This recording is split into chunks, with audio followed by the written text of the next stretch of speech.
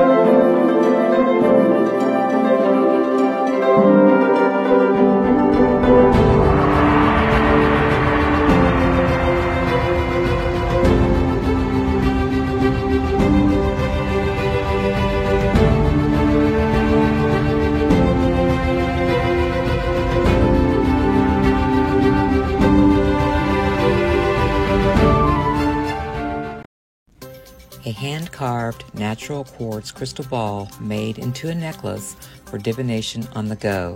Crystal balls have been used for centuries in healing and cleansing rituals, as well as for divination. The sphere represents infinity and the circle of life. While a wand uses focused energy, the crystal ball sends out energy in all directions. This makes it a great resource for discovering the complete circumstances surrounding a question. Sarah had been trying to write a book for ages, but she was still on page 1 until she discovered SpeakYourOwnBook.com.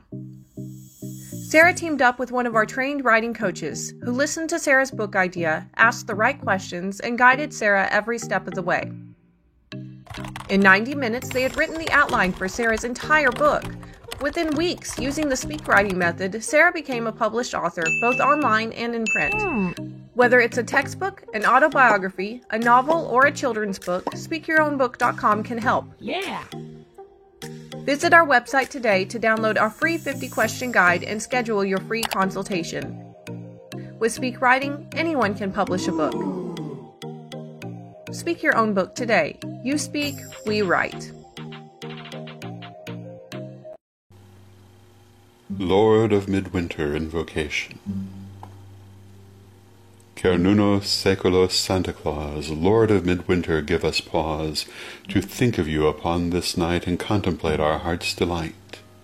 For you are the giver of gifts held dear, who rules the decline of the dying year, when we look within and try to see our heart's secret and hidden mystery. Dreams and visions you inspire, revealing in the midnight hour what is hidden from the eyes of day, and the conscious mind has shut away.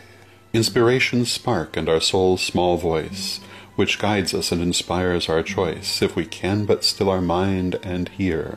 Of all gifts we will hold this most dear. For in the still of the longest night, when the moon provides the only light, you too, old Lord, will look inside, to see what your own soul may hide, and there within your own small spark will be rekindled and banish the dark, as the reborn sun again ascends, and days grow long till winter ends.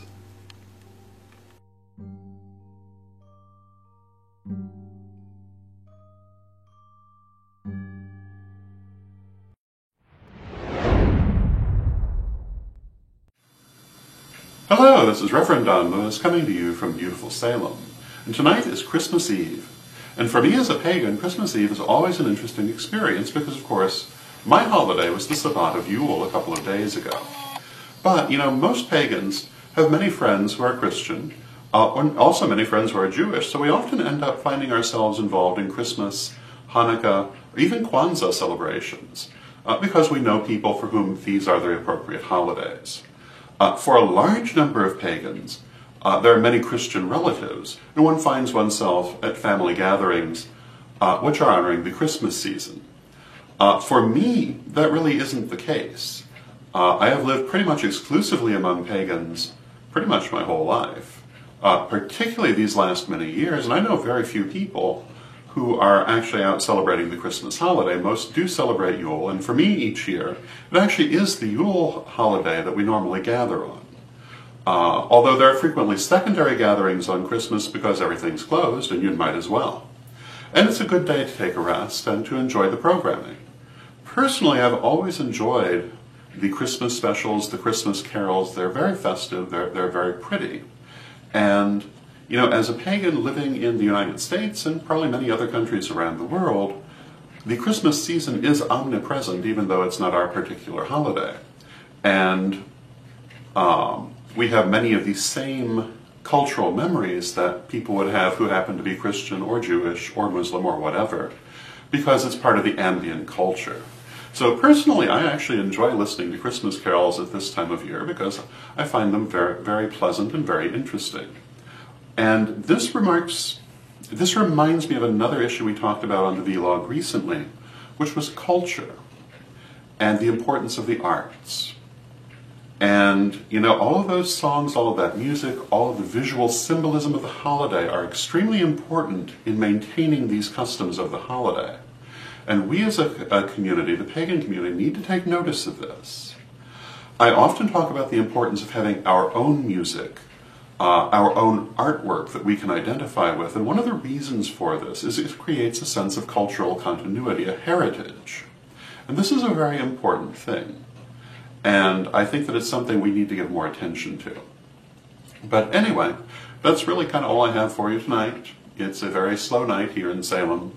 Pretty much everything is closed, although I do have the open sign up and actually did have some people in earlier. But for the most part, it's pretty quiet out there. And I hope you're having a lovely ambient holiday or a wonderful Christmas if it is your holiday. And until next time, may you blessed be.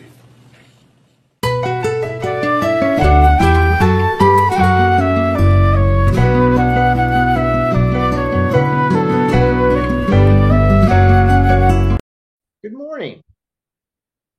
Good morning, everybody. We're back with our Yule Marathon, and we've had a great day. We've been doing well. We're going to be talking to Kennedy. Okay, I lost it already. Shenberg. Shenberg, okay. That you have to take a whole drink for, folks.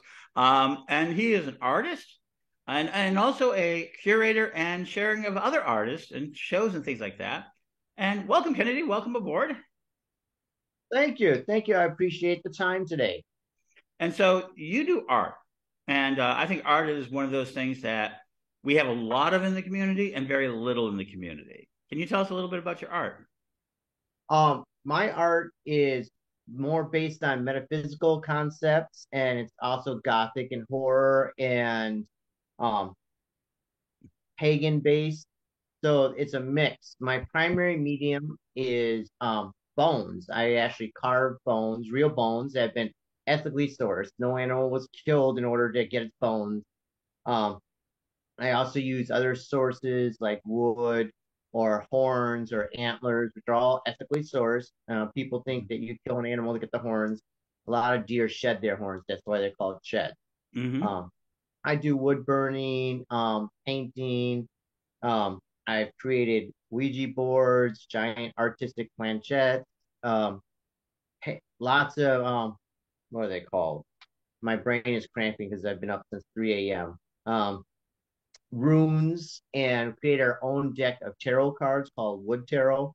Art for me helps me release all my stresses and things like that. So let's right away. Let's go. Where can they find your art? They can online. If you do like a Google search, you can type in my name, Kennedy Shenberg, or the art of Kennedy Shenberg, and I have a Facebook page and an Instagram which has all my art. I literally post on my art at least once a day. I do something. Okay. I try every day to add a piece of art. And if you see something you like, you just go ahead and DM him or contact him.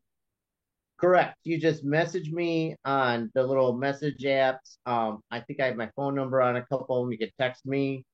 I respond as soon as I see the message. If my phone is working right, I'll respond within minutes, unless I'm sound asleep. Okay, that's good. And so yeah, and we're gonna have that in the notes as well. And so I heard bones, carving bones. That sounds really interesting because I know a lot of bone collectors. Yeah. And I know that people ask me, well, what do you mean bone collectors? They collect from roadkill or animals that have passed, or in other systems, or systems where the animal has passed, sometimes violently. Roadkill is not nice, but it doesn't leave the animal to be wasted. And I even have a friend who says, "Oh, I'll wait until the vultures are done." They have turkey vultures in middle of Illinois. Yeah, that sort of thing. And in Illinois, you shouldn't really be picking up roadside kill because you're supposed to have a permit. But there are roadside. The Department of Transportation has dump sites, and you always go there and pick through that. Or you just find bones that have been what they call naturally dealt with or nature cleaned, usually along water sources like rivers and streams. That's where people can actually find them quite easily. I did not know that. That's interesting because there are a lot of bone collectors out there. Skulls and pieces of it, and so there's nothing wrong with that, and because as you said, ethically, because I know there are a lot of other people who would say, "Oh no, you should never do that," but you carve them. So what do you carve them into, or how to? How? There's different ways. Typically I use a Dremel, but I also use awls or different types of sanding equipment, files and things like that. Depends on what exactly I'm carving. And most of my artistic stuff that carving in bones runs along Viking themes, very paganish, more Wiccan styles. I'll have moons or the mother goddess on there, or just sort of, I don't want to say hatchet marks, but there are these. If you were to look at Viking clothing, or remnants of their society, you'll see these triangle markings that are sort of almost cuneiform. And I incorporate that stuff for tidal movements like waves and very tribalistic. Um, I actually have a piece that I could quickly transport the camera over. Let's see if I could actually change the camera angle. Yeah, right Your there. walls are beautiful. They're filled with here. Let me go ahead and Thank change our you. point of view. There And we go. there's one Wow. skull that I've carved.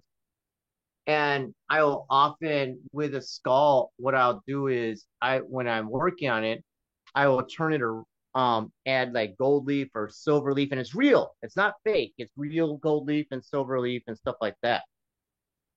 So they'll have that. I've um I've been doing this now, the carving of the bones, for about 9 years, and I'm pretty well known in the bone carving community. I didn't even know there was a bone carving community. So we are learning so much through this marathon. Now, for folks who are bone carvers, there is a community. If you're just getting into it, there is a community. Now, I want to talk about the second thing you mentioned because I think it's very popular. Tarot is a growing art. It seems to be getting more adherence every day. And you Yes. said you do the wooden tarot. Can you talk about Yes, that? absolutely. Yes. So a lot of my hand art, like drawing and painting, comes from dreams. And I had a dream of drawing a tarot card that was mandala based. And so I got up in the middle of the night and drew it out. And I was like, that's cool. And then I had another dream. And I had a week worth of dreams. And that was a week worth of tarot cards. And then I was like, I wonder if I could draw out a deck. So over the period of 4 months, I drew a tarot card almost every day until we had a full deck. And a friend of mine does laser burning because I couldn't hand burn all these cards. No. So I sent him the pictures and I asked him if he would be interested in doing this. And so after a little bit of work, we came up with a full deck of wooden tarot cards. I actually have our display board right next to me. I wasn't even planning on showing it to anyone, You but I should. This can. is this is what we want. We want people to find wonderful and unusual gifts. All right. Well, and we sell tarot cards, and these are wood. They're not paper thin veneer wood. They are actually good solid wood, Mm-hmm. and you can see them. Mm-hmm. And it really is amazing when you hold the deck in your hands. It feels it's like you're electrified with them. And So they're the regular. Okay, go ahead. They're the regular size tarot cards. So, I mean, literally, you could just use them like regular size tarot cards. We have two deck sizes, the traditional size, which it comes out to like 3x5, I think, or a little under that. And then we also have a miniature set, which is like 1x2 or 2.5x3. I don't remember the exact dimensions. That's not my department. My department is just drawing them. Yeah. The smaller deck comes with a box already made for it, and the larger deck you have to have your own box, or you can order one added to it. But when we first printed them off, it was quite amazing. When I held it, I was like, wow. I mean, the hair on the back of my neck stood up because it was like you were really connected to the universe. It wasn't just a piece of paper that I was hoping for the universe to give me something. It was a direct connection to the universe. And it's not the flimsy little paper that or wood that you'll see online, the veneers where they bend. They don't bend. This is like for serious reading. You go out there, they fall like wood. You see them. Wow. Exactly. So for you tarot collectors, that's a rare item, and I don't think there are that many out there. So if you're a tarot collector or a tarot user, I could see. You might ask somebody to shuffle that. It'll be a whole different experience for them. So there you go. Absolutely. When I have people shuffle because I was raised doing tarot. I started doing tarot when I was 7 years old. My mother was a professional tarot reader, and one of the rules that they never shuffle it like it's a card deck because they're not card decks. They're tools or gateways into the universe, and so you have to treat it with a level of respect. And sort of since it's kind of astrological based, it should be shuffled like it was planets. in different orbits. So that's the way I do it, and I let people do it, and they just sit there and they'll hold each section that they are shuffling, and they'll smell them, and they get this texture feel to it. They're like really connected to the cards that they're about to provide for me to lay out for them.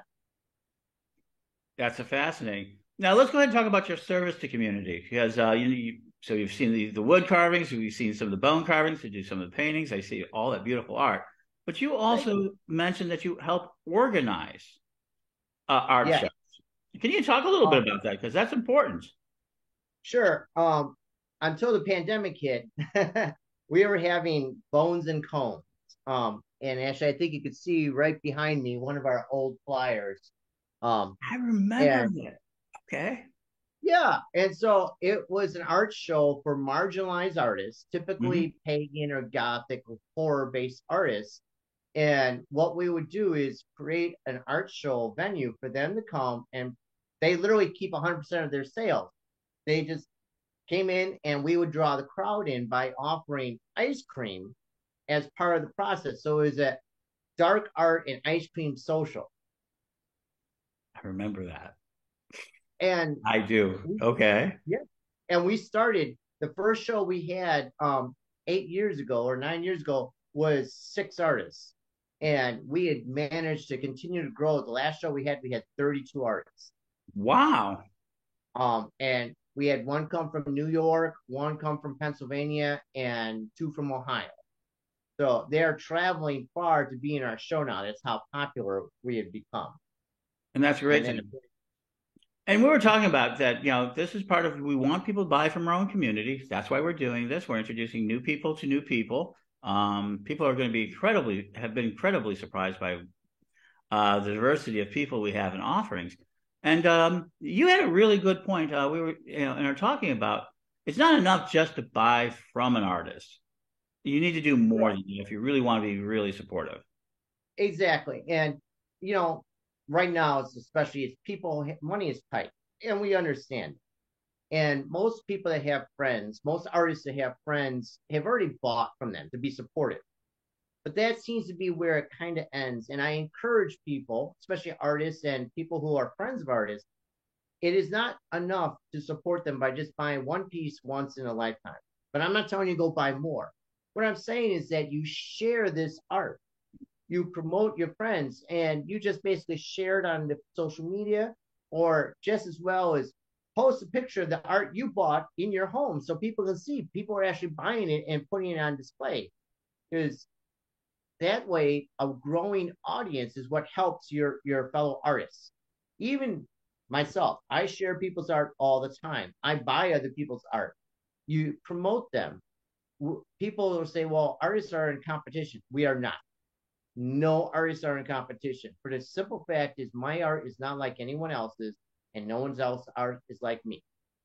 Some of my friends like, I like your art, Kennedy, but I want that person's. Cool, go buy that person.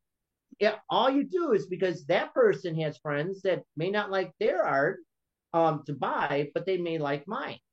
And so we exchange. And that's what I promote is the idea of sharing your friend's art is really helpful to them. Buying one piece is great, and giving them great positive feedback saying how awesome it is, that's nice too. However, the best way is to have the rest of the world share it with them so they can see it. And then maybe some of those people in that expanded audience will decide to buy art. And that is where artists become successful. So, folks, you hear that. I think that's a really sensible, very reasonable answer. Because I've bought an art. I've got a number of pieces of art, some are on my altar and things like that. But I'm not much of a materialist, so people don't. But I love seeing art in other people's homes. I see it on the walls all the time, and places like a lot of our temples are now putting people's art on their walls, and you ask about it and things of that nature. Coffee shops do it a lot. I think coffee shops are lovely when they put the wall in the art and they have a little tag and where buy it. So that's what I do. All the art I have little tags of the artists, literally. Okay. So if people come to my house, like this is an art piece by Damon Raleigh, and his business card is right underneath. I have an Arthur Ashe. His information is right there. I try to do that. So when people come to my home, and my friends say my house is like a gallery slash museum, they have the opportunity because they bring friends. They can see, oh, I love this art. There's their business card and contact information, so they can go forward. I don't expect that of everyone else in the world, but the idea is I'm promoting. I'm doing what I'm saying. I'm promoting other artists as much as I can. That's absolutely wonderful and fascinating. So, wow. So folks, there it is. Living the life and living the dream and doing that. Okay, so let me go into our last question, and we're going to be back. I have a feeling we're going to talk to Kennedy more in the future here soon, because I think this has been eye-opening for me. Thank you. So what is your Yule practices? I know you're out in the Midwest, the land of snow and darkness at times. Do you have Yule practices? So I was raised in a Wiccan family, and we celebrated. My mother really pushed it. A person who is part of the universe should understand all the features of the universe. So we literally celebrated as many holiday forms as we could. So we have a Christmas tree, we have a menorah, we would celebrate an Eid and the colors. We would go all the way to understand these other religions, not only because a lot of these religions would persecute us. So, it's good to know your enemy. But the key here is if you understand these people and what their values are, you can meet them at a level that's equal and fair and less hostile. And while alternative religions or paganism or whatever you want to call it is kind of becoming very popular right now, it is not, I think, in the best terms, being respected in its popularity. You get all these people are saying, I am this. Well, what does that really mean to you? And they don't really have an answer because they just want to be something. And for me, Wicca is a connection to the universe and nature, and everything else. Everything is part of that. So we have to somehow increase our knowledge of that environment. That makes absolute sense, and that's a lovely aspect of it. Find his art, Kennedy, and I'm gonna let him pronounce his last name again because it's still tripping my tongue here. Kennedy Shenberg. How do you spell that? It's SHEN is November, BERG. Okay. And you can find my personal Facebook page is Kennedy Cold Forge. If people can't find the last name, just Kennedy Cold Forge, and then terrific. Easy. And so as I do, I think this is great. I think not only to support the artists, support Kennedy here, but also support other artists and show them. I mean, I think this idea of putting tags next to things is something a lot of fun. It makes your house a little bit of a mini gallery, and it lets us walk around. So go ahead and say it. You look at your. A lot of artists have their signature or stamp on their art, and a lot of times it's not really readable, or it's just initials, and then we forget. So that's why I put that tag there. So because I can't remember all the artists' names, and a lot of them just have like little symbol or a couple scratched letters, and I'm like, I don't know who that is, and it's hard to look that up. But if I have that tag, then I say, oh, this person, and that's how to contact them. Yeah. There you go. And so we're going to continue. So to continue on, I hope you guys are all having a great Yule festival. And I think this is one way, for those people who you say can't find anything, I think this is a little unusual. I think this is something that would blow their minds. And so you still have plenty of time to contact Kennedy, Kennedy Cold Forge. I like that out there. So as always, I give my guest the last word. Do you have last things to say to our audience? Treat the world how you want to be treated. With that, have a happy holiday and blessed be. Man, blessed be.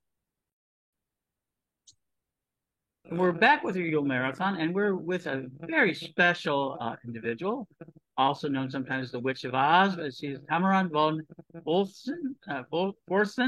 Okay, take your drink.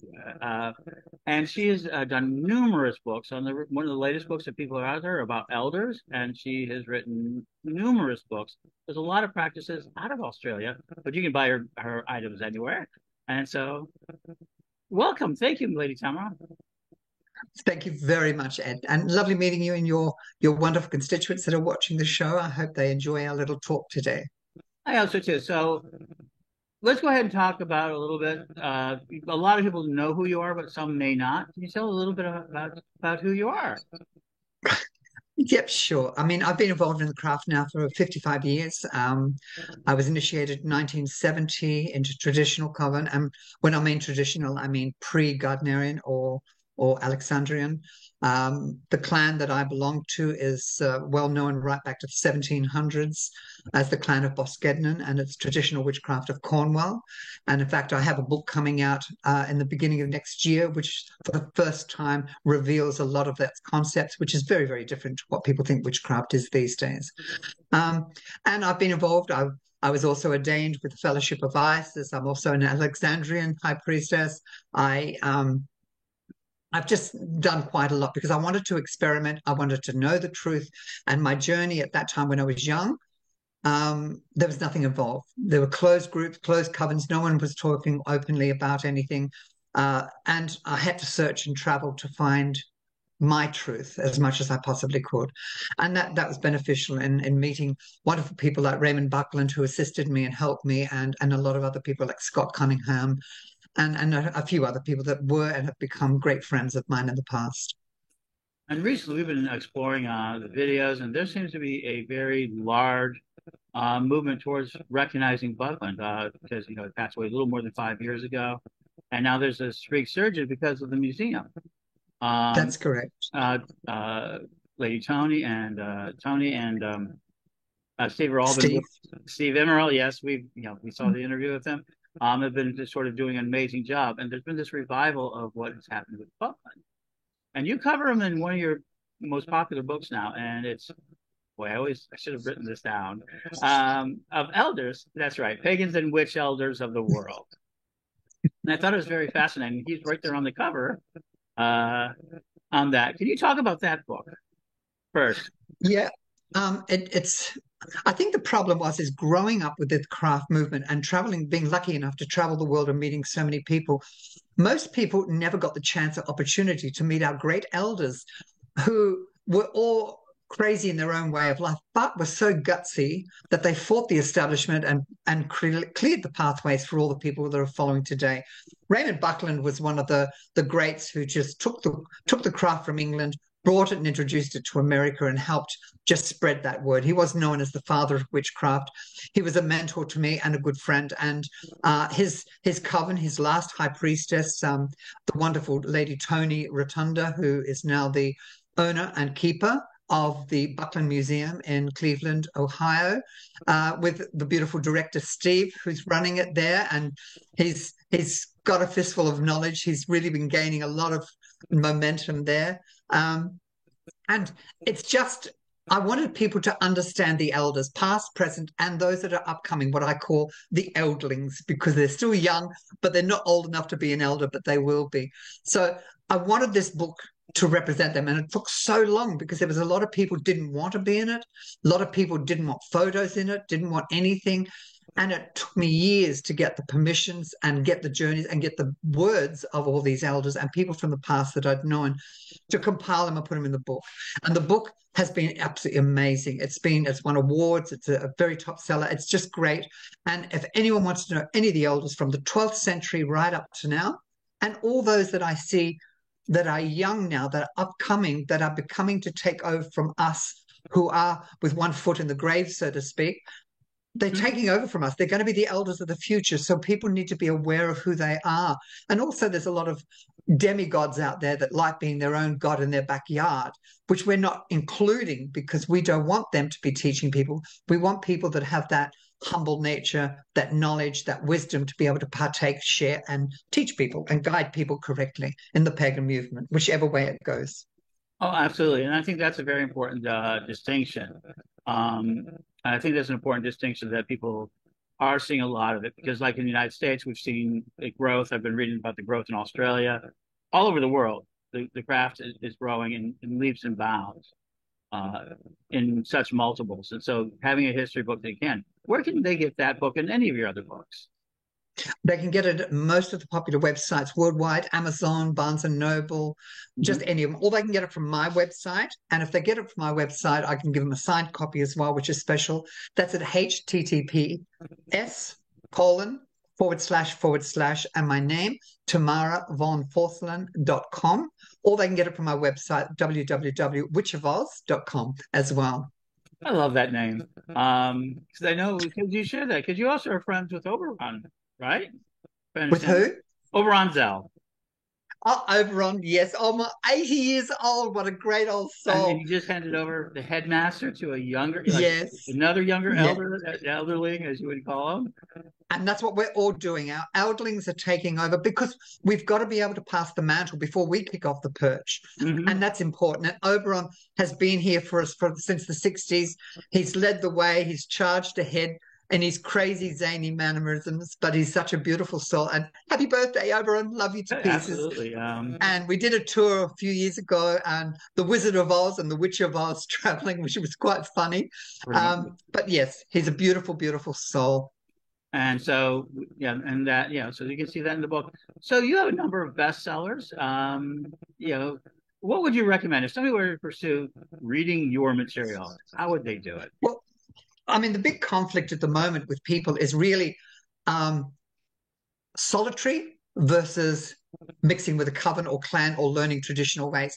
I do recommend that we are social creatures. We need to learn from each other, and learning set craft methods or ways is very good at doing that. But this is one of my top sellers, Solitary Wicca. As you can see that, I don't know if it's reversed in your camera, but no, it's not. That's one of that's one of my best sellers, along with the Pagan Witch Elders of the World, which is very good as well. It's very informative. It gives people a basics, and it's a genuine, down to earth. It's a combination of old and new. So it's traditional witchcraft as well as modern Wicca involved in it by connecting it all together to create a good journey. And it's got a lot of stuff in there that a lot of people may know, but then there's a lot of stuff that people don't know. And it's just about putting it all together, compiling it for one student or one seeker to find their truth. And from here, it's up to them whether they want to remain pagan or Wiccan or witch or become a Hare Krishna. It doesn't matter as long as they know their truth, find their truth, and their spirit is awakened in that reality for themselves. I do have more books. One of my new books, which is coming out, which is probably going to be one of the most incredible books I've written. It's taken me many, many years. I'm very unsure about wanting to publish it because it's classed The Lost Magic of Cornwall, and that's the title of it. And it's The Secrets and Magic of Witchcraft of Boskednan, which is where my family tradition comes from the stone circles in Cornwall. And this is all about covering true traditional witchcraft, and that should be out in the beginning of the year. I believe that will be my bestseller and the best book I've ever written because it's done totally with my heart and passion. I can understand that. It is hard because there is a lot of, people know me as a numbers person. Other people study paganism. I study pagans. I'm the other way around. So I'm always studying our communities. We're like 79% still solitary. The community is still, and in other parts of the world, there's even more. So that it is still become a very solitary practice, which it wasn't in the early days. It was more of the idea of it, and I think one of the things that has helped the solitary community, as well as helped create it, is the creation of great books. So, what's the first book you ever wrote? What was your first published book? My first book was called The Complete Teachings of Wicca, Book 1, The Seeker, followed by a more advanced book, which is Complete Teachings of Wicca, Book 2, The Witch. And they were my best books that I've got because they were training manuals. They were educational manuals that people could use and help guide them through all the stages. So they had to learn all the understanding or underlying sort of things, guide them through all the different concepts of what they're needing, but not having to spend a fortune in finding their spiritual truth. It's about going out to nature, finding your truth, finding a piece of wood, that's your wand, finding a skull or a bone or something and making talismans or charms. It's about going back to the raw natural essence of what the world is all about. And that's quite important for people to go back to their truth, their essence. Don't study and worship gods from another country or culture that you have nothing to do with or not deal with. Understand your DNA, understand your ancestors, and just go for it. And that first two books, Complete Teachings of Wicca, book 1 and 2, you can get at any website around the world. I'm actually offering them to any viewers at the moment or anyone out there as a Yule gift from me for the two books for the price of one via my website as a gift. So people can contact me directly and I will sign them and send them to them. And remember that website. Remember, folks, this is the holiday season. Spend with our community. It's witchofoz.com. And Yeah. of course, we have the full name. We'll put this in the listings. You know the routine at this point. Yeah. And so folks do that. So I think that's very interesting that you did manuals for your first set of books, and now you're doing history. Yeah. I believe that history and manuals are the same. So we need to educate and bring out the truth because there's a lot of crap out there. I'm sorry to use that word, but there's a lot of rubbish out there that is so wrong. People keep changing the rules. You know, I mean, I heard somebody the other day say there's only one rule in paganism. There are no rules, you know. And I'm thinking, oh, come on, people, grow up. Everything has a rule. Everything has a law. Everything has a way of life. Even your parents used to give you a whack on the backside if you broke their rules and laws. So it's about finding that. And I think people just need to awaken to themselves and know the elders, know the history, know the truths. And you can add to it if you wanted to make it yourself and your own individual thing. But have the basis, the raw basis of what is true before you start playing.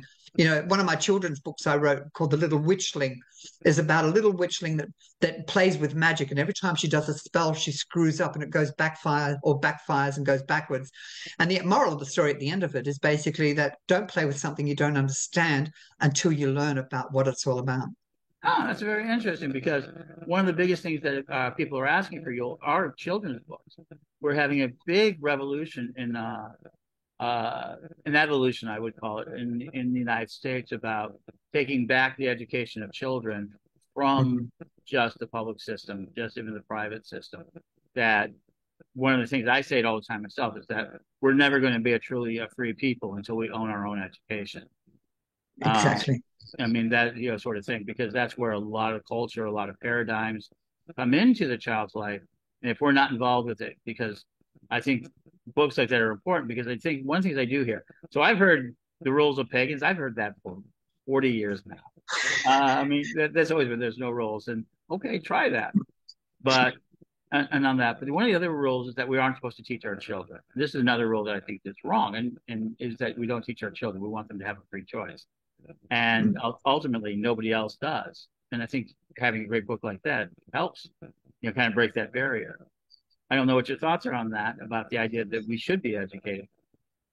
Oh, totally. I mean, the problem with the world is governments and society have taken away our responsibilities to be adults, be parents, and be human beings. They're saying, we grow up with the words, don't do that, you'll hurt yourself. Don't do that, you'll fall. Don't do that, you'll mess up. And yet the fact is we need to experience our own failings. We need to be able to fall and get up and help ourselves in that.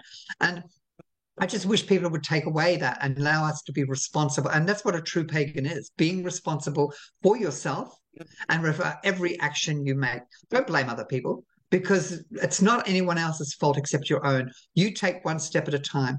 And when people want to play games, and they say there's no rules, I say, well, okay, drive your car with a blindfold on and see how long that rule lasts. It's just the way the world's going. And I just want people to start going back again. Everyone's saying I'm a pagan, but they don't even know what a pagan is. Or I'm a Wiccan, and they don't know what that is. Or I'm a witch. They just wake up one morning and say I'm a brain surgeon, and they expect that they know everything and the universe is going to bring everything to them. I believe that there's very much a difference today between wishcraft and witchcraft. One is wishing and one is truth, and that's about where it comes from. I get that. Wayne Dwyer's book is early on was very much. He had a book literally called Witchcraft, and we have the Secret, and those are some really great ideas, but they leave you kind of like not finishing the work because you can make. I always say you can cast a spell, but do you do the work afterward? Do you make those opportunities happen? I've been very fortunate in my life to have that, but I get to meet wonderful people like yourself. I'd like to cover one more thing, if it's okay. Is that you talked about the Dalai Lama? You were with him for a while, and you wrote Yeah, a book out of that. Hmm? yeah, I worked with it because out of all the people that I've ever been drawn to in the world, I mean, I used to, when I was young, I was very undisciplined. I couldn't meditate to save your life on it. I was fidgeting. I just couldn't do it. And to me, the first concept of true meditation or true ritual in being a witch is meditation, learning to shut down, go within, and all these things. So I joined a Buddhist sanctuary to learn to meditate, to be a bit more disciplined. And from there, I started assisting the journeys, the tours of the Dalai Lama when he came to Australia. I owned a large security company and that at the time, and we started offering security for him and picking up the monies and donations and doing all that. Then I got to meet him and talk with him and share and told him a little bit about my story. And he was quite fascinated because he didn't really understand what Wicca was. And then when I told him, he goes, "Oh, so you're like a vicar of Wicca." And that's what he called me as a joke, without, I think, really even understanding at the time. But he did eventually. He gave me some beautiful blessing beads and some bits and pieces of him. And, he's getting old as well now, but he's one of the most blissful men in the world, one of the most funny people as well. He has great sense of humor, always laughing, always joking, but always so serious. And he's not wanting people to be Buddhist. He's wanting people to be kind and generous to each other. Mm-hmm. And that's an absolute truth. So let me go ahead and offer this. We're practicing Yule in the United States, and this is part of our Yule celebrations. But you're celebrating Beltane, right? What's that? What's Beltane. that? What's Beltane? May Day. Yeah. May Day in the States. Well, see, I mean, Yule has always been associated around Christmas, but it's not. It's, everyone has had that in history. I mean, the Hopi Indians in America called it Soyal. Mm-hmm. Roman Saturnalia was another one, or the Dongzhi in China. Everyone has that. Even the Egyptians, honoring their triune, had their festival as well. Yule is Germanic. It's Germanic in origin and Nordic, and then later it was Celtic. And it's about associating the cold depths, the darkness times when everything descends, everything shuts down. It's about thinking of the community and giving to the poor, giving to the elders, giving to the community, and sharing along those, and honoring and calling back the light. And that's where it's very, very different in many, many times or many ways of doing that, So it's sort of, it changes. It changes quite a lot. So it's very much, and so its origination is very much, for the timing of it, is in the Northern Hemisphere right now. Because of that, yes, it is. Yes, it is. It's about entering the darkness, entering the world of darkness, and then calling for the light to come back. That's basically what it is. Asking. It's about the end of growing dark, and it's about returning the light in that respect as well. It used to be called a lot of terms. I mean, Yule was a 2-month affair. Ages ago, it used to be a 2-month affair of celebration, which was called the kings and queens of early Britain explained that the Yule was this 2-month affair where they used to get out and party for 2 months and enjoy the festivities to call back the sun and call back the light. And it changed its name quite strongly as well. It was Diol in Old English, or Yol in Old Norse as well. So it has changed, but it's also been adopted by so many cultures all over the world as a Christmas time. But it doesn't really have anything to do with Christmas. It's just a celebration of the dark, calling back the light. And this is where the Yule log comes in. The Yule log comes into effect that the clans used to get this big tree, chop it down, and they used to put candles or torches in the big tree to represent all the clans or tribes of that community.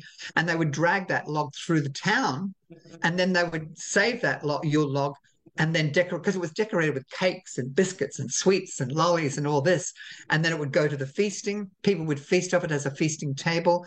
And then it was kept for the following year. And parts of it were cut up and given to people to bring forward the light for the next year. So it's changed a lot, the traditions, but it's quite a beautiful old tradition. It is. And I know a lot of people are trying to go back to it. And that idea of it. And it is contributed in, at least from the United States point of view, and I've noticed in parts of Europe, I can't talk for other things, it has gotten mixed match with the gift giving and the Santa Claus, which are kind of pagan-esque, but it is not necessarily part of the Yule. But, it is a time of celebration and the idea of gift giving and things of that nature. Yeah. But that's relatively modern, right? That part of it, or is it not? No, the, gift giving is always, but it was a giving because everyone knew winter was coming.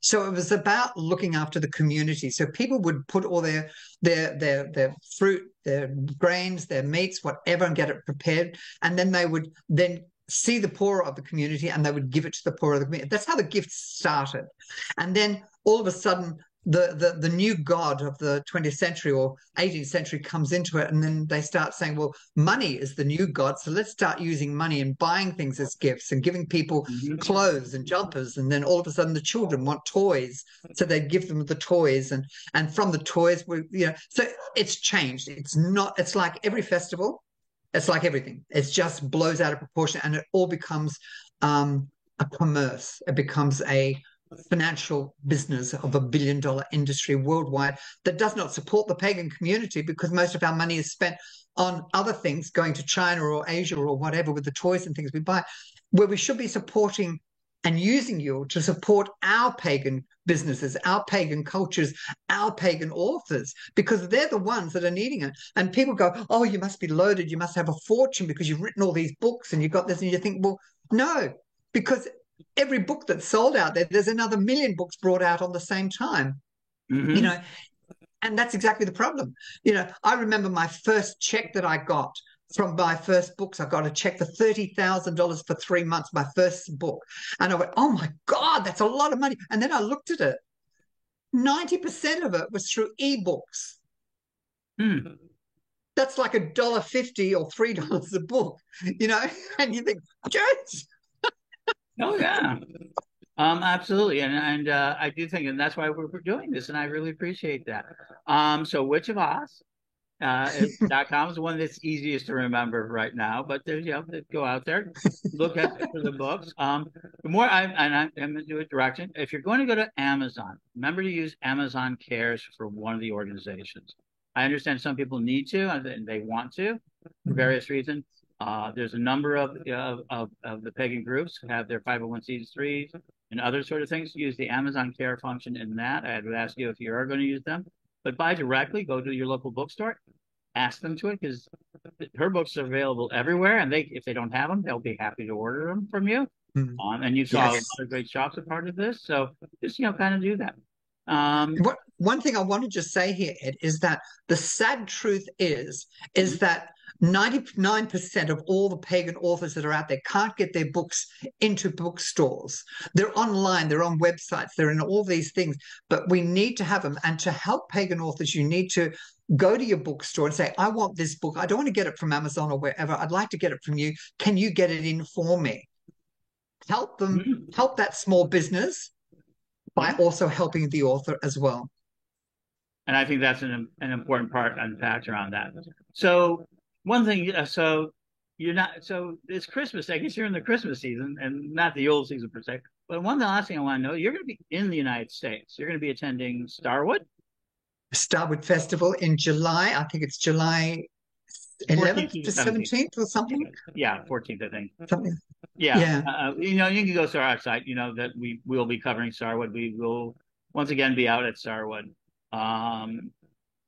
That sort of thing. And you'll be at the Buckland Museum. Check it out. The Raymond Buckland Museum in Cleveland, Ohio.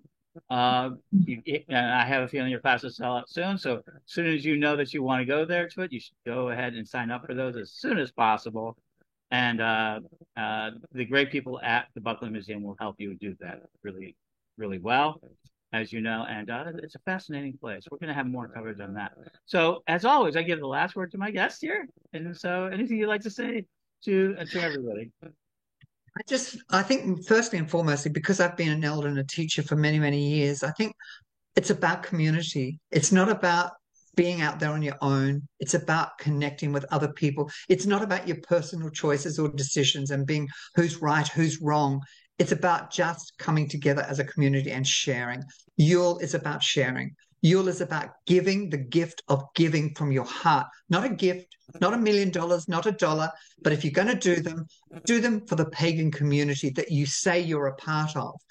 Give it to them, buy pagan products, buy pagan gifts from pagan people that are genuine, and help everybody out and the author. And in doing that, it'll just keep monopolizing and it'll just keep helping. And every dollar that will roll down will roll back to your pocket as well for the pagan community. And I just want to say, if I am indeed wise, I do not bid you enter the house of my wisdom, but rather lead you to the threshold of your own mind.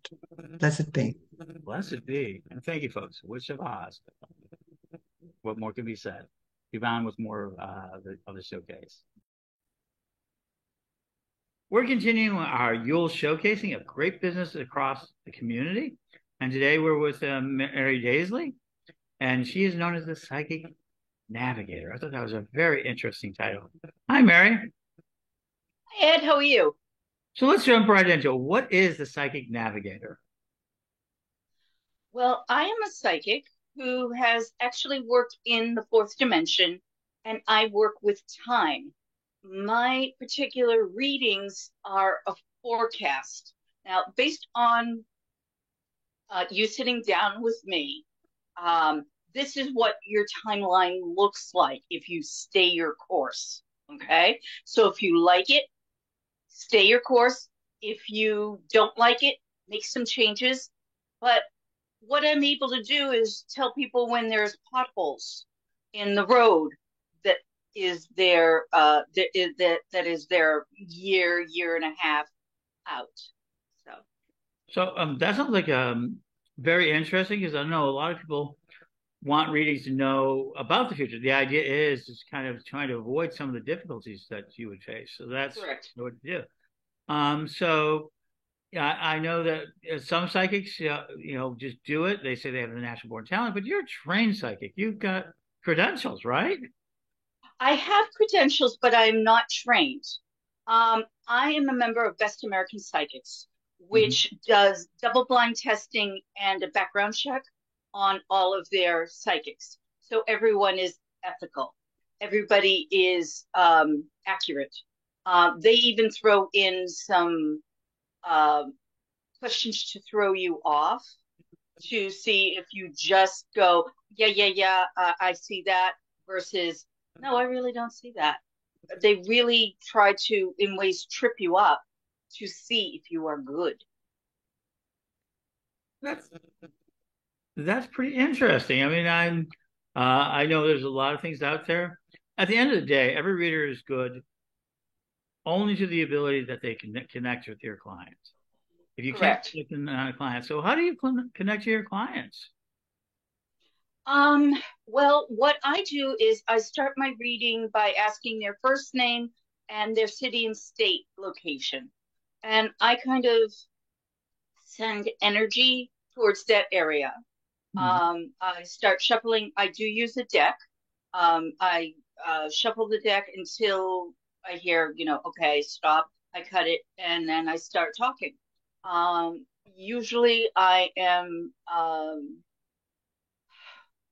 I want to say, I don't ask questions. I'll ask things. I don't ask questions to gain information. I ask questions to say, is this going on? Do you know a person like this in your immediate surroundings, whether it's work or whatever? And to make sure I'm on the right track. And then I just talk and go on through the year. I read in the season, which is a spread that I came up with myself. So it's 3 cards for the season we're in, and then so it would be fall, winter, spring, summer, fall. And I talk about what I'm feeling really strongly regarding that.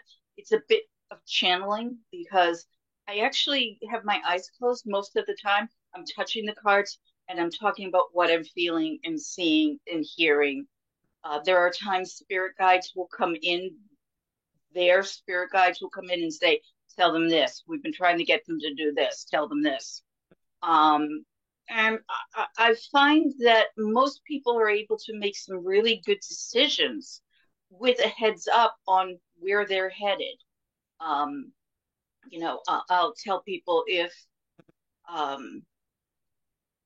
somebody is their parents or in-laws somebody has heart issues, get them right to the hospital. This could be some, and not to have them, let them know that there's something that they need to be paying attention to, or something like that. Because, life happens, life throws us even physical earthquakes sometimes. And all we can do is be slightly prepared so that we can be like, okay, I got to get to the hospital, or okay, I got to get them to the doctor or call the ambulance or whatever. I don't mess with this.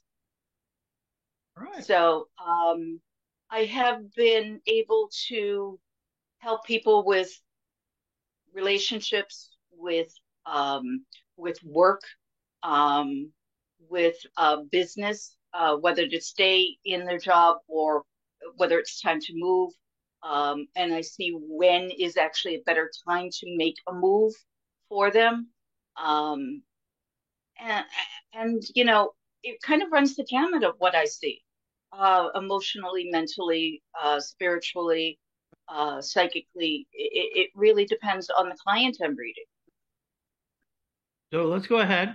What is your website? Because, we want you spending dollars this year. If you're going to spend dollars, I want you spending dollars with people like Mary.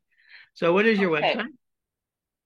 It's really easy. It's my name, Mary, Mary, Daisley, DAISLEY.com.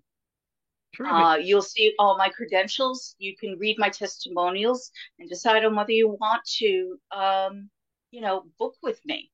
I am going to be running a special Pagan TV promo for New Year's Eve and New Year's Day. If they want to book, say, I saw you on Pagan TV.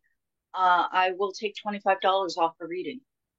Terrific. And so then you can go to the site, choose the type of reading you're going to do. And do you do it now? You do in-person readings? Do you do over Zoom? Do you do it over Skype? Do you do it by telephone? Do you do it every way that the client wants? Okay, I use Zoom primarily for people who are out of state.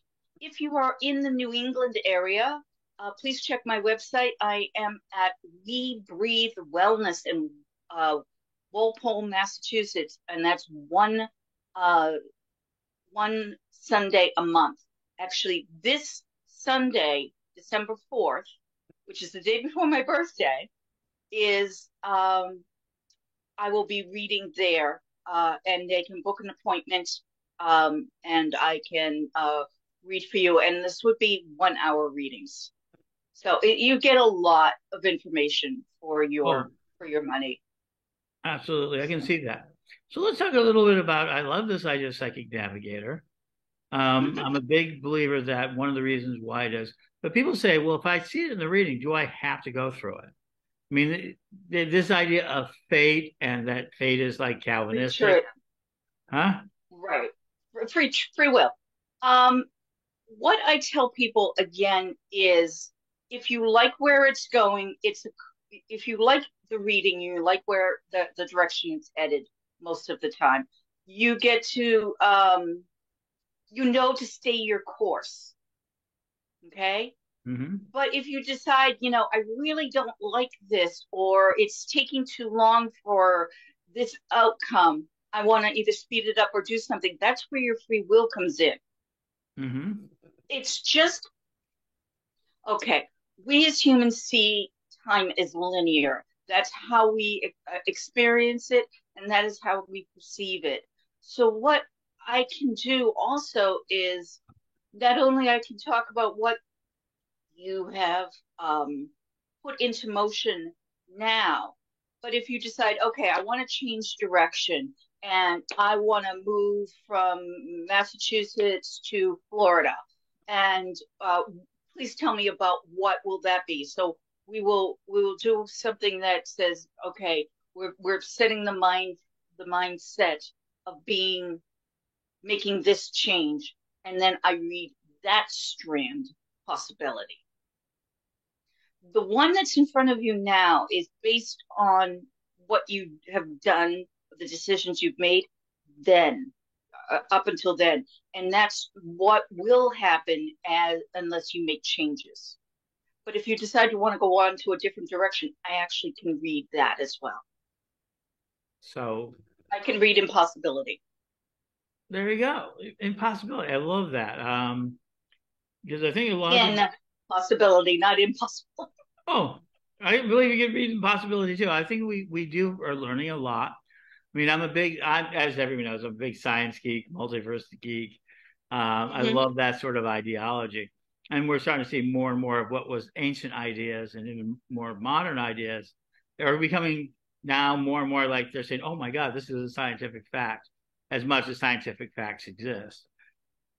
You know, with my limited knowledge of reading and things in physics, in like layman's physics, so to speak, metaphysics and physics, there's a lot of similarities. There truly is. I have found, especially regarding time. And so as we're coming up on Yule, do you have any Yule traditions that you practice? Or any When suggestions? well, I always like having the wishes with the Yule log. Having when I practice with um, friends, they usually do a Yule log, and you tie a ribbon around the log based with a wish or an intention moving forward as our new year starts. And or not necessarily starts, but as the sun starts to creep back out to us, and we something like that, and then burning the whole log after everybody is done with their intentions or wishes.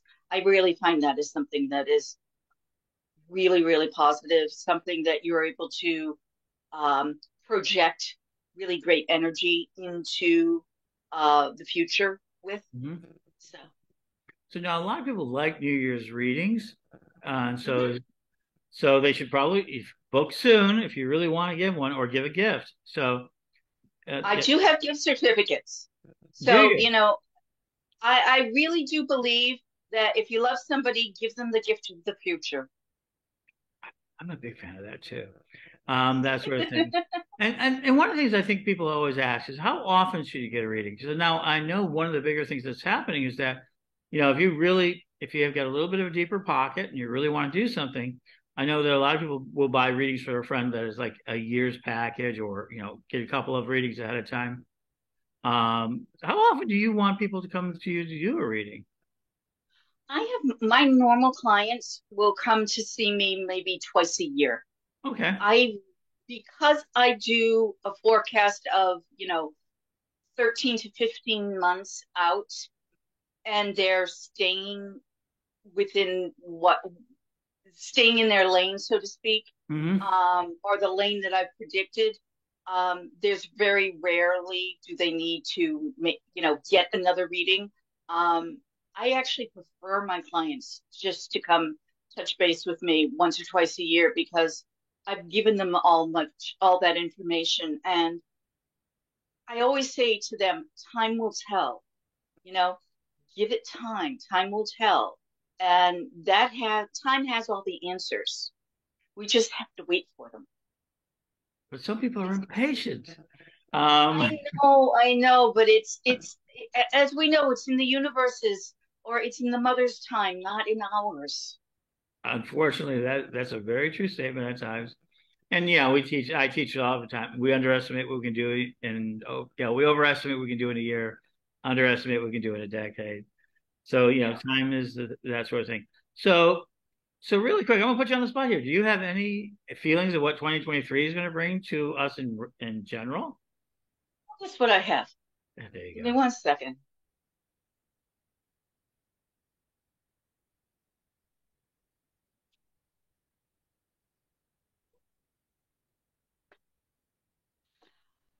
Okay, I really feel like interesting. I feel that the divisiveness that we've been having with political, there's going to be people who are wanting to work across the aisle better. I do feel like work and the economy is going to be moving upward. I also feel that there are people who are going to be more on a spiritual quest, whether they choose paganism or Hinduism or Buddhism. They are moving away from, we'll say, the dogma of established um, religion and trying to have more of a personal uh, uh, relationship with whom they deem as God. I also feel that,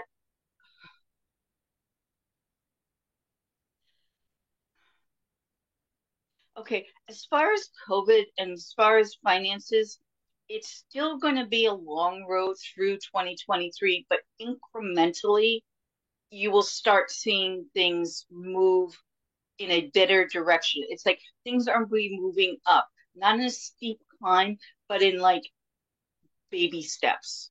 So at least they're not going in the wrong direction. The numbers aren't going up for COVID. People aren't getting sick and being in the hospital and dying. Um, Things that will decrease, but again, baby steps. The economy will go up, and that will be again in baby steps. Think of half steps. Um, Granted, things will move like a half a point, but it's in the correct direction, not in the direction we don't want. So I'll take that. I don't know about you. That just sounds like a great piece. I'm a big believer in a more positive future. I'm very excited about what's happening in the world. But I'm a techno. I am a apocalyptimist, meaning it may all go to hell, but I'm optimistic that it always turns out right. So I think that's No, we'll be warm instead of freezing. Yeah, and so that's where there's energy out there. So okay, so people, MaryDaisley.com. You can see that. MaryDaisley.com. You see that name right there, and you can go ahead and check it out. So take a look at what she has. Think about readings. I know a lot of you are connoisseurs of readings. This one sounds very interesting, especially all you time oriented people. And yeah, and as I said, feel free to go on Best American Psychics, find my profile, and then read my testimonials. You'll get a feeling for what my readings are really like. And absolutely. And we're going to check in with Mary after the beginning of the year, because I think there's some lots we can find out about things of that. But this is Yule. So, get a reading for yourself, plan a reading for the new year, and look at it as gifts. Imagine what your friends will do when they say, oh, wow, we got a reading for the Psychic Navigator in their stockings. Wouldn't that just be a thrill for them? And as I said, there will be some, a gift certificate in hand with a note. So there you go. And so I will give you the last word. Is there anything last that you want to say to our audience? I'm a loud, proud pagan, and I have always been, since my 20s, doing and working within the light. And come join me. Yeah. So that's MaryDaisley.com. Look it up, check it out, look at it, and we'll be back with more of the tarot. Well, I wanted to say Tarot Marathon. That's coming. That's one of our next big projects. I don't want to talk about that right now, but we're going to talk more about the Yule Marathon. Check it out, MaryDaisley.com. Ed, thank you so very much. And you're welcome. And this was a pleasure. So, folks, check out the website. Peace. And we're continuing our Yule Showcase and Marathon, showing you some great people. We have Jade Aurora, an author, and she writes books. Of course she does, but fictional books. So a lot of the people we've been interviewing are mostly been in sort of writing text, but we love fiction. We love the stories. So it's always great to do that. Hi, Jade. Welcome. Hey, how are you? I'm good. And why don't you tell us a little bit about yourself? So as you stated before, my name is Jade Aurora. I am based in Michigan. I'm 33 and I am an urban fantasy author. My first book was published in July of 2020. And here are my books, Motor City Witches 1 and 2. And in addition to writing, I am also an artist and illustrator. I also paint. And if there's anyone watching that's into anime and cosplay, I'm also a cosplayer. So if you're in the Metro Detroit area, you may have seen me at YumaCon at some time. Mm-hmm. I am also a pinup model and a burlesque performer. That's a great combination. So you say urban fantasy novels. Yes. For people who are not familiar with that genre, what is that genre? Urban fantasy is basically fantasy, but it takes place in like an urban setting, like cities. Mm-hmm. So I'm from Detroit. So of course I set my books in Detroit because that's what I'm most familiar with. And it is. And what are Motor City Witches? That sounds fun. Yeah, so Motor City Witches is about 3 women, Rochelle, Sarai, and Louise. All 3 of them are friends. They're in their early 20s. So now Louise is very familiar with magic and the occult because she comes from multiple generations of witches. So she's raised in it. But Rochelle and Sarai, who are also childhood friends, they become interested in the occult through their friendship with Louise. Mm-hmm. And the book touches on a lot of issues. Like Sarai comes from a conservative Christian household, and she's kind of the family black sheep because she's an aspiring horror author. She is a fan of like the goth aesthetic. So her family doesn't really accept her hobbies or her interests. Rochelle is, like myself, a pinup model. And one of her struggles is she is just getting out of a very toxic and emotionally abusive relationship. So like her character development is like when she starts practicing magic, she learns the importance of self-love, rebuilding her confidence, and also so she starts getting into glamour magic. And what I think makes these books unique is that it does have supernatural elements, but it also includes actual spiritual and magical practices. So right away, this sounds wonderful. And I think Detroit's an unusual place. I've seen Chicago, I've seen Salem, I've seen New York, I've seen Los Angeles. I'm a big fan of Detroit because you guys have a great urban farming community there. Yeah. So that and you guys have got a real renewal energy going around there. Yeah. It's hard. Detroit's a hard city, so and having that behind it sounds like such a great place to present. Where do they find these books right away? Then I want to talk about a little more of the other things you do. You can find them on the publisher's website, so blackgoldpublishing.com, and it has a directory that takes you directly to the bookstore page. They are also both available on Amazon. If you are interested in digital books, I have digital copies available on Etsy as well as my Ko-fi page. Okay, and what's your title on Etsy? What's your shop on Etsy? The name of my shop on Etsy is Roxy Joe Creation. So ROXY capital JO and then capital C for Creations. That's the name of my shop. Terrific. So yeah, for anyone out there who's been doing, I know a lot of our people are doing Etsy. If you do buy Amazon, go to your local group, find out who has Amazon Cares, and utilize that as well, because that's a way to spread the joy this year. Several of the big groups have Amazon Cares. As always, I'm always open for art commissions too. So if there's those that are interested in having art done for them, I'm always open. So let's talk about that. So art commissions, you talk about art commissions. What type of art are you doing now that you do commissions for? I do a lot of fantasy art, of course, but I also do pinup art because, like I said, I'm in the pinup. I'm part of that community because of the burlesque. So I do a lot of vintage pinup art. I'm pretty much open to anything. So, but my primary genres are pinup, fantasy. I also do a little bit of erotic art as well. So sounds like a wonderful combination. Yeah. It does. It sounds like a pretty amazing thing. So pinup. It's a word I haven't heard anyone use recently, because when I think of Hilda, I think of a lot of those wonderful paintings on the front of World War II plane.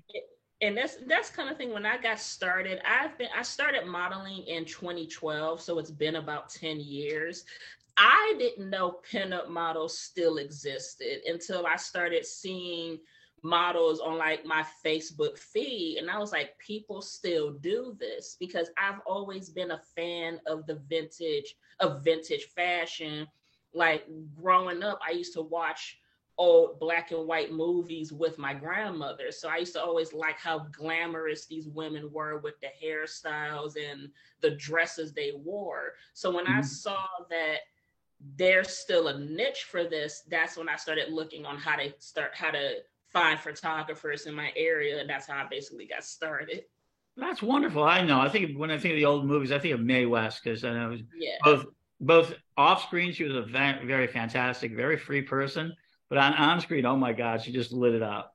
So when I think of that sort of thing, and so that's great. I mean, there's a lot of energy behind that, so I think there's a lot of room for that, especially in our witchy vibe, just because it seems to be growing. I'm noticing more memes with like individual pictures of people being, you know, the sort of pinup girl on the broom and all that. So the idea of the sexy witch is still very much there. And I know some people don't like that imagery, but you know, a lot of us do. It's a lot of fun. And also for those that do get my books, I just want to add a disclaimer. Mm-hmm. So my books are for readers 18 and up, because my books do deal with it. That's good to know. Yep, adult. It has strong language. It also has adult themes. It also deals with dark themes such as mental illness, abuse, violence, and so it's not for your kids. So I just wanted to. And one of my that's a good thing, because a lot of the authors have been talking about their kid books, and when I think of urban sort of fantasy books, I tend to think of the YA market, the young adult market. Yeah. So there's not that. So Motor City is for us adults. That's always a pleasure to see it being written for adults. Huh?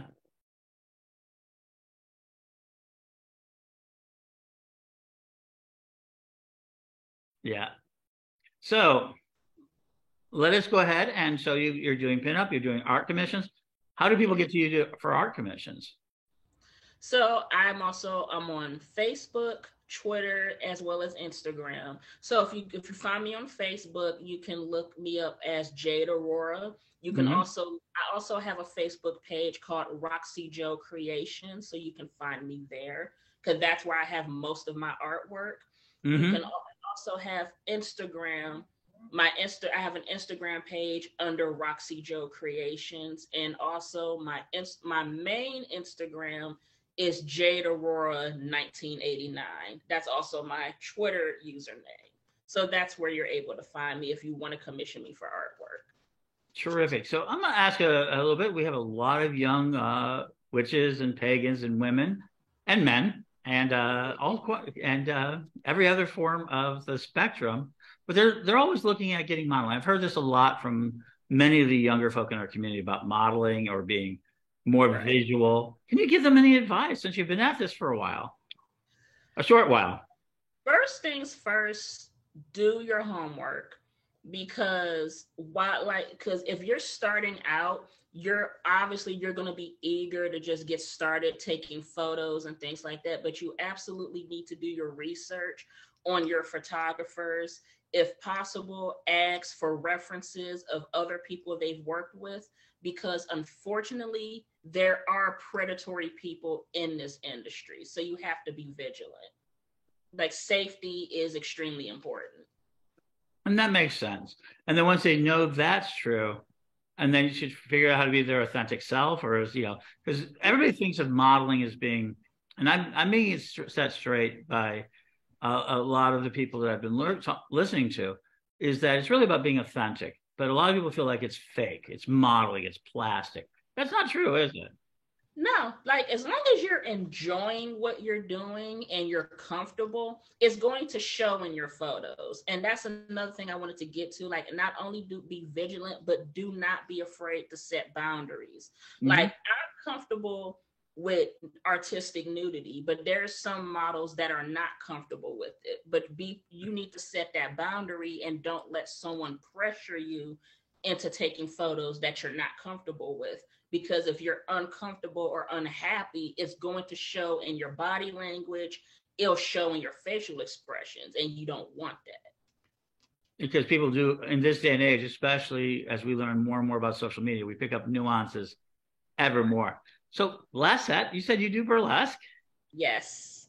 What shows are you doing now? Do you have any shows out there that people can go out and see? I haven't. The last show I did was in August. It was the Detroit Erotic Art Expo. Mm-hmm. So I kind of took a little bit of hiatus, but so at the moment I don't have any shows booked yet, but I'm open for bookings. Okay, so Jade Aurora, show us your books one more time. Let everybody see those. Motor City Witches. It sounds exciting. It sounds interesting. These are books I'm going to have to read. And there you go. Thank you. And happy Yule. And so people find her, Jade Aurora. You can find her on Facebook. It's blackgold.com for your publisher. Blackgoldpublishing.com. Oh, blackgoldpublishing.com. Yes. Try it out. It sounds like an exciting publishing company. And any last words you'd like to say to our audience out there for this holiday season? I just want to say thank everyone for listening, and I hope you have a safe and fun holiday. And we'll keep an eye on Detroit. I think it's an up and rising community. So thank you. And we continue on our marathon and buy these books, Motor City 1 and 2. It sounds so exciting. I learn something every day. Blessings. You too.